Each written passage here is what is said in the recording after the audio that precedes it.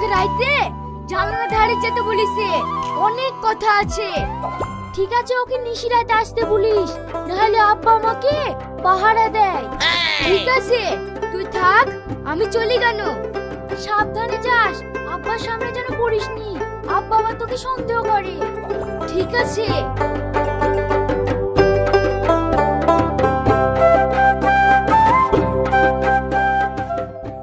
এই দাঁড়া, সত্যি করে বল, তুই আমার মেয়ের কাছে কি করতে গেছিলি?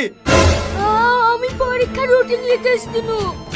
এক সপ্তাহ আগে পরীক্ষা শেষ হয়ে গেছে, আর আজ তুই রুটিন নিতে এসেছিলি?